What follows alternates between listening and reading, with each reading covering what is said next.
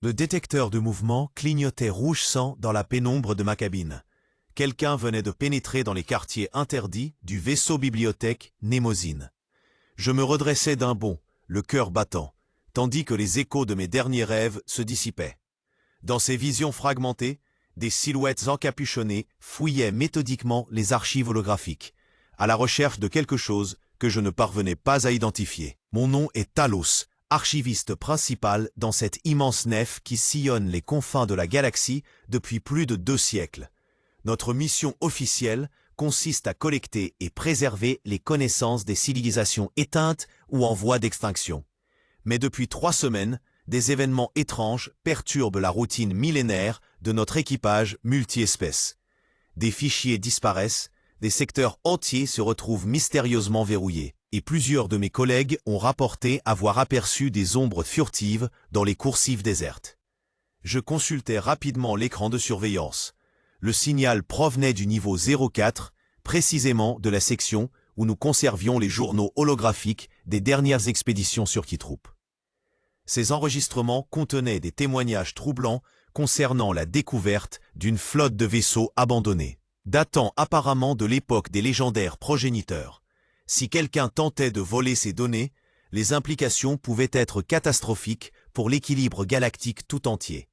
J'enfilai ma combinaison de service et me glissai dans les couloirs faiblement éclairés.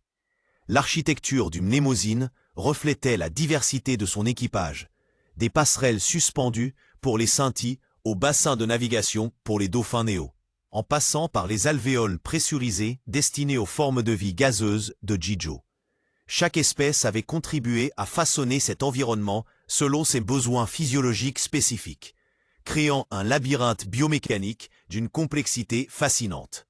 La section 04 baignait dans une lumière bleutée, diffusée par des organismes phosphorescents génétiquement modifiés. Ces créatures microscopiques réagissaient aux variations de température et d'humidité, créant des motifs lumineux qui constituaient un système d'alarme naturel.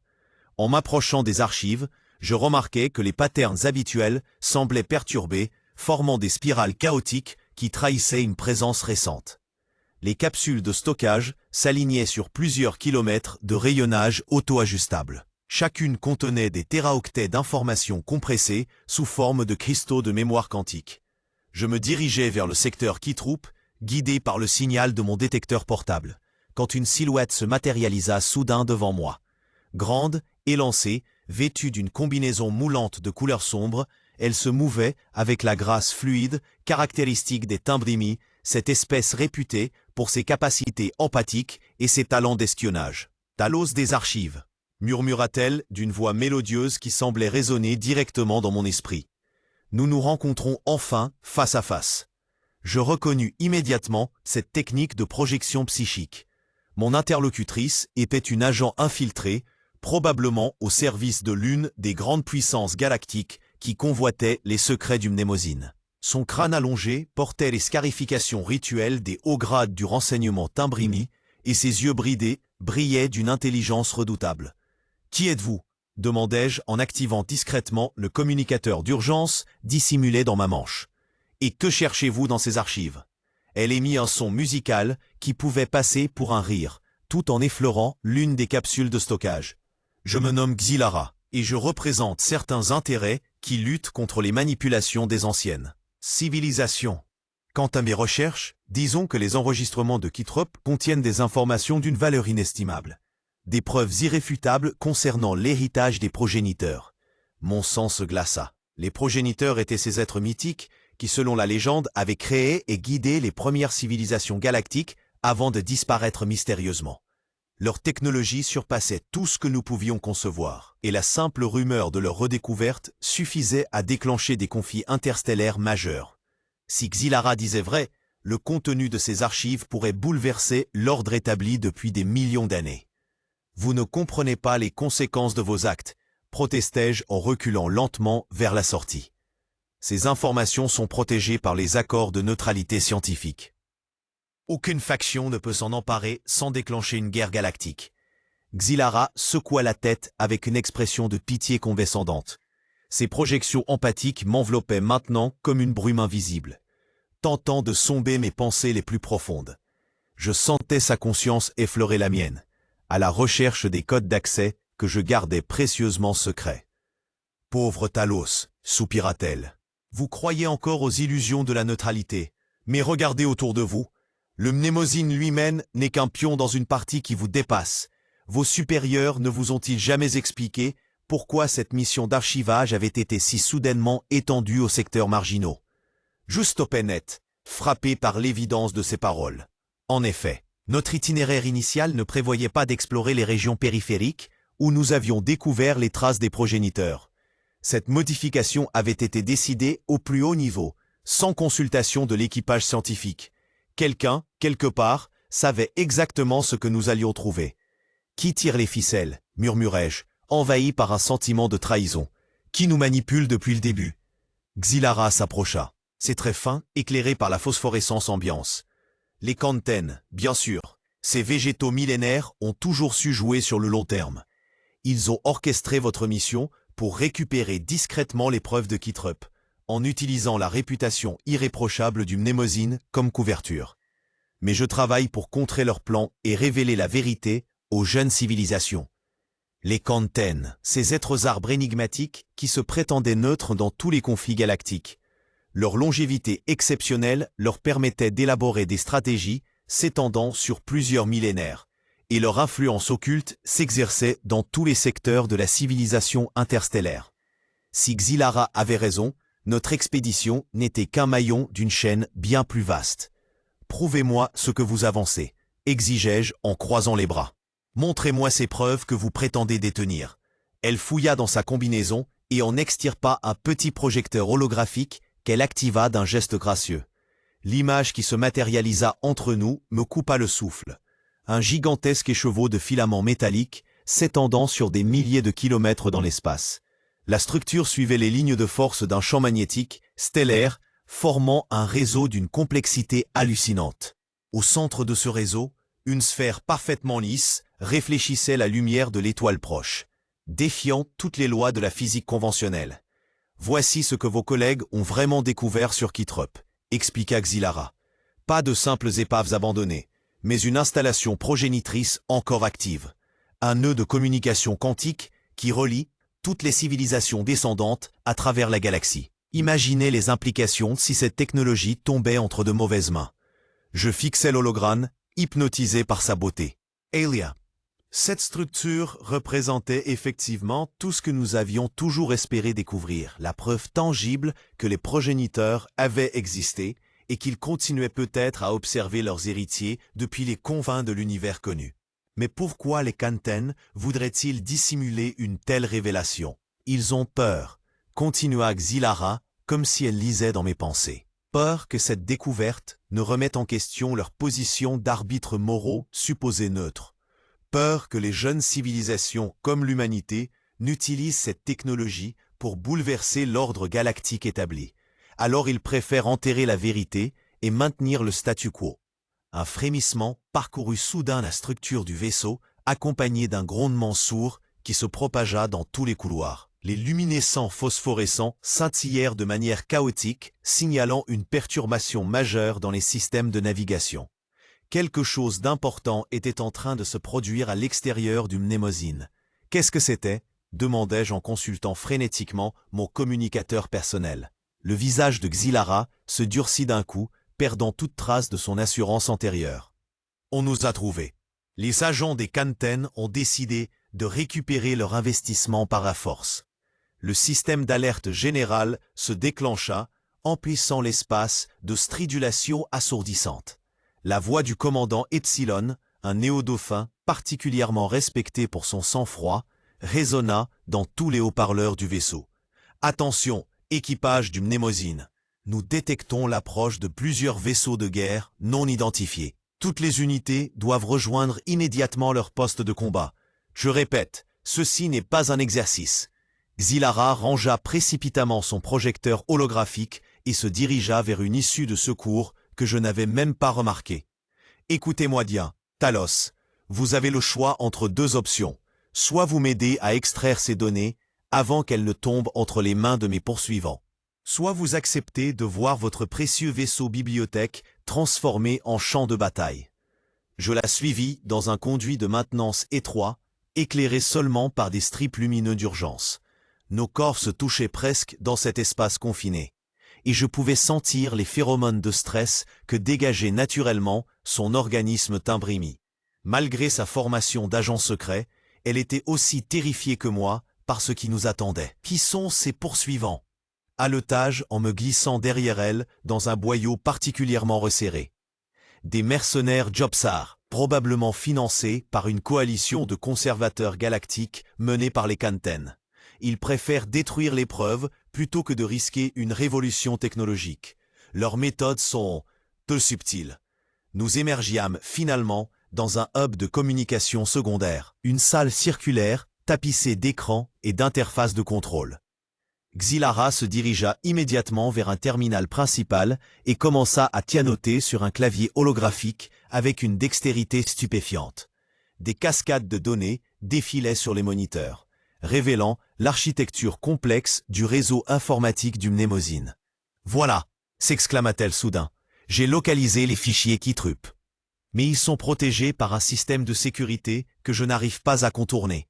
Il me faut vos codes d'accès d'archiviste principal. » Je restais figé, déchiré entre mon serment professionnel et l'urgence de la situation. À travers les hublots de la salle, je pouvais voir des points lumineux se rapprocher rapidement de notre position.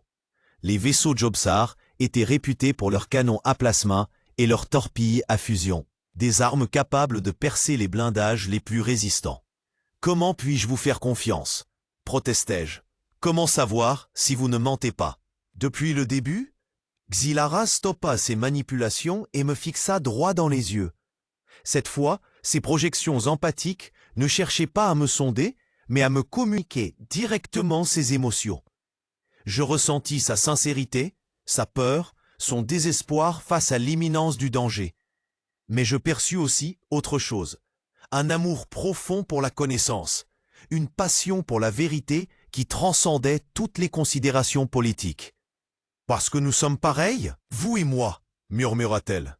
« Nous servons la même cause, même si nos méthodes diffèrent. Nous voulons que ces découvertes profitent à toutes les civilisations, pas seulement à une élite privilégiée. » Un nouveau secousse ébranla le vaisseau, plus violente que la précédente. Les lumières faiblissent momentanément, puis le système de gravité artificielle se mit à fluctuer de manière inquiétante. Nous flottions maintenant à quelques centimètres du sol, nos corps ondulants dans l'apesanteur partielle. « Talo !» La voix du commandant Epsilon retentit dans l'intercom local. « Nous avons besoin de vous au centre de commandement. Les attaquants exigent la remise immédiate de toutes les données concernant Keytrup. » Mon sang se figea. Comment les Jobsar pouvaient-ils connaître l'existence de ces archives spécifiques? Quelqu'un à bord du Mnémosine devait collaborer avec eux, leur fournissant des informations détaillées sur notre cargaison de données. La trahison venait de l'intérieur même de notre équipage. « Il faut que j'y aille », déclarai-je en me dirigeant vers la sortie. Mon devoir m'oblige à répondre à la convocation du commandant.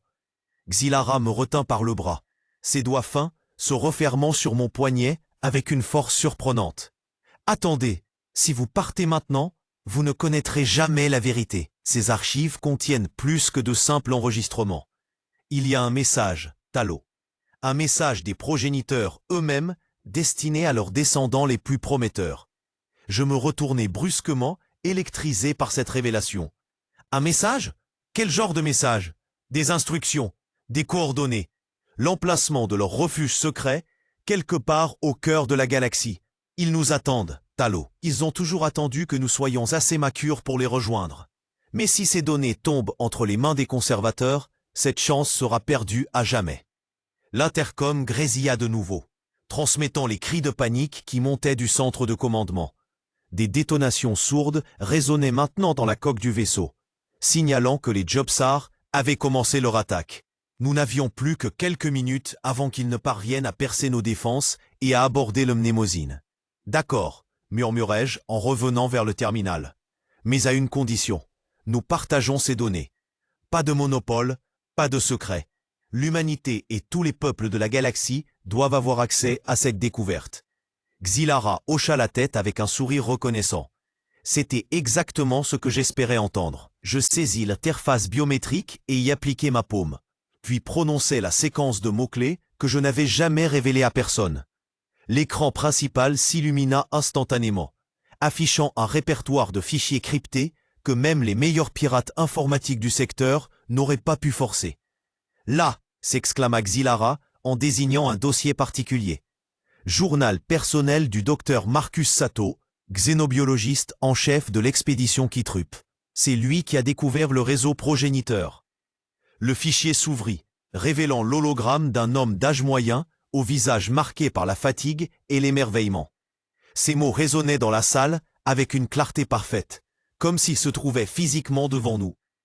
Journal personnel, jour 847 de l'expédition. Ce que nous avons découvert ici dépasse tout ce que l'humanité avait imaginé.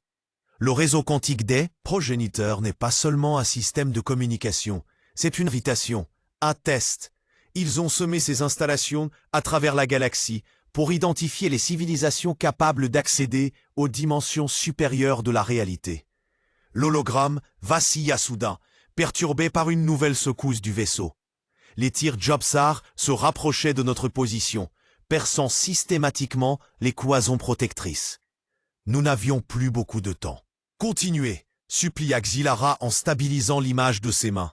« Les coordonnées sont intégrées dans la structure même du réseau », reprit le docteur Sato. « Mais elles ne peuvent être décodées que par une intelligence collective associant plusieurs espèces différentes. Un humain seul ou un Timbrini seul ne pourrait jamais résoudre l'énigme. Il faut une synthèse de nos capacités respectives. C'est leur ultime leçon, l'unité dans la diversité. » Le message se termina abruptement, remplacé par une cascade de données mathématiques d'une complexité vertigineuse. Je reconnus quelques éléments de topologie galactique et de physique quantique, mais l'ensemble dépassait largement mes compétences d'archiviste. « Vous comprenez quelque chose à ces équations ?» demandai-je à Xylara. Elle haussa les épaules avec une expression frustrée. « En partie seulement. Il s'agit manifestement d'une carte stellaire codée. Mais le chiffrage utilise des principes que notre science ne maîtrise pas encore. Nous aurions besoin d'assembler une équipe de chercheurs multispèces pour avoir une chance de progresser. » Un cri déchirant résonna soudain dans les coursives, suivi par le crépitement caractéristique des armes énergétiques. Les Jobsar venaient de pénétrer à bord du Mnémosine et progressaient méthodiquement vers notre position. Leur brutalité légendaire ne leur laisserait aucun scrupule à massacrer tout l'équipage pour récupérer les données convoitées. Il faut copier ces fichiers et les disperser, déclarai-je en connectant simultanément plusieurs unités de stockage portable sur le terminal principal. Si nous répartissons les informations entre différents réseaux, ils ne pourront jamais tout récupérer. Xylara approuva et se mit à manipuler les systèmes de communication du vaisseau. En quelques instants, elle parvint à établir des liaisons cryptées avec plusieurs stations relais dispersées dans le secteur. Les données de Kitrup commencèrent à se dupliquer et à se propager vers des centaines de destinations différentes. « Génial !» s'exclama-t-elle. « Dans 10 minutes, ces informations seront accessibles depuis tous les mondes civilisés de la spirale. » Impossible de remettre le génie dans sa bouteille. Mais notre euphorie fut de courte durée. La porte de sécurité de la salle explosa soudain dans un nuage de vapeur métallique surchauffée, livrant passage à 3 silhouettes massives revêtues d'armures de combat intégrales. Les Jobsar étaient des humanoïdes cristallins dont la physiologie leur permettait de survivre dans les environnements les plus hostiles. Leurs casques facettés réfléchissaient la lumière ambiante comme autant de prismes meurtriers. « Cessez immédiatement tout transfert de données », ordonna l'un d'entre eux d'une voix métallique déformée par son système respiratoire artificiel. « Vous êtes en état d'arrestation pour vol de propriété intellectuelle galactique. » Xylara se dressa devant moi, les mains tendues, dans un geste de défi. Ses capacités empathiques se déchaînèrent, projetant des vagues de confusion et de désorientation vers nos assaillants. Mais les Jobsar étaient immunisés contre ce genre d'attaque psychique, leur cerveau cristallin fonctionnant selon des modalités incompatibles avec l'empathie Timbrimi. « Propriété intellectuelle » répliqua-t-elle avec mépris. « Ces connaissances appartiennent à tous les peuples de la galaxie. Vous n'avez aucun droit de les confisquer. » Le chef des mercenaires émit un son grinçant qui pouvait passer pour un rire. Nos employeurs pensent différemment. L'héritage des progéniteurs est trop dangereux pour être laissé entre des mains inexpérimentées. Seules les anciennes civilisations possèdent la sagesse nécessaire pour en faire bon usage. Je compris soudain l'ampleur de la conspiration. Non seulement les Kanten manipulaient notre mission depuis le début, mais ils s'appuyaient sur des mercenaires Jobsar pour éliminer toute trace de leur manœuvre. Le Mnemosyne et son équipage n'étaient que des pions sacrifiables dans un jeu de pouvoir millénaire. « Vous travaillez pour les Kanten » accusai-je en me levant lentement. « Principalement », confirma le Jobsar sans chercher à dissimuler la vérité. « Mais aussi pour les Jofour, les Soro et plusieurs autres gouvernements qui préfèrent maintenir l'ordre établi. Votre espèce progresse trop vite, humain. Il faut ralentir votre expansion avant qu'elle ne déstabilise l'équilibre galactique. » Xylara fit un pas vers les mercenaires, ses traits fins crispés par la fureur. « Vous confirmez donc l'existence d'un complot contre les jeunes civilisations, une alliance secrète destinée à nous maintenir dans l'ignorance? Appelez cela de la prudence, rétorqua le chef Jobsar. Vos prédécesseurs ont détruit des systèmes stellaires entiers en manipulant imprudemment des technologies progénitrices. Nous ne permettrons pas que l'histoire se répète. À cet instant précis, le système d'éclairage de la salle faillit complètement, nous plongeant dans une obscurité quasi totale. Seuls les strips d'urgence continuaient à diffuser leur lueur rougeâtre, créant un environnement apocalyptique digne des pires cauchemars. J'entendis Xylara bouger à côté de moi, puis le sifflement caractéristique d'une arme énergétique qu'on arme. « Où avez-vous trouvé ça » murmurai-je dans l'obscurité. « Précaution élémentaire d'agent secret » répondit-elle sur le même ton. « Restez derrière moi et suivez mes mouvements. Nous devons atteindre les pods d'évacuation avant qu'ils ne nous capturent. » Les Jobsar avaient allumé des projecteurs intégrés à leur casque, balayant méthodiquement la salle de leurs faisceaux lumineux. Leurs silhouettes cristallines scintillaient étrangement dans cette ambiance de guerre, évoquant des démons surgis des profondeurs de l'espace. Ils se déplaçaient avec une coordination parfaite, courant d'un abri à l'autre selon une tactique manifestement éprouvée. Xylara ouvrit le feu la première, son arme crachant des éclairs bleutés qui ricochèrent sur l'armure du mercenaire le plus proche. Le Jobsar vacilla sous l'impact, mais ne tomba pas, son blindage ayant absorbé la majeure partie de l'énergie. En retour, il déchargea son propre fusil de guerre, un monstre technologique qui projeta une gerbe de plasma surchauffé vers notre position.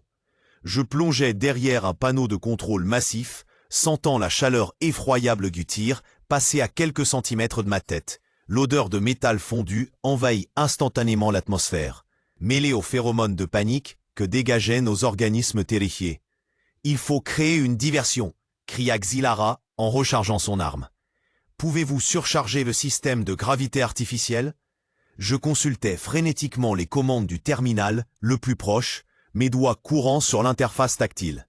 Le réseau de contrôle gravitationnel était effectivement accessible depuis cette console, mais une surcharge risquait d'affecter tout le vaisseau et de mettre en danger l'équipage innocent. « C'est trop dangereux !»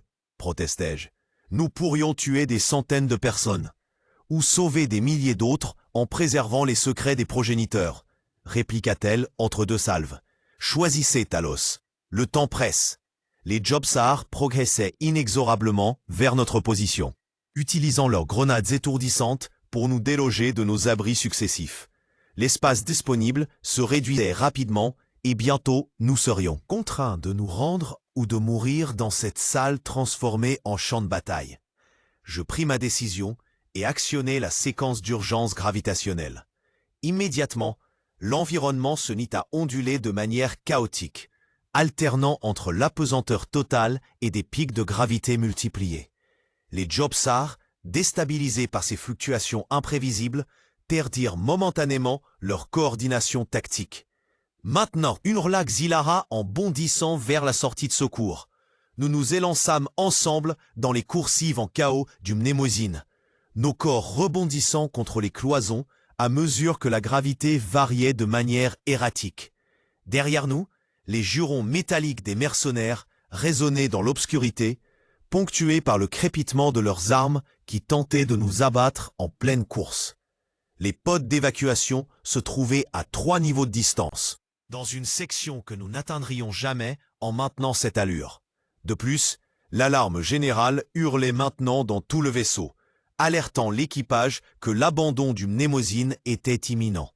Des centaines de formes de vie diverses convergeaient vers les mêmes issues de secours, créant de gigantesques embouteillages dans les coursives. « Par ici !» indiqua Xylara en obliquant vers un conduit de maintenance.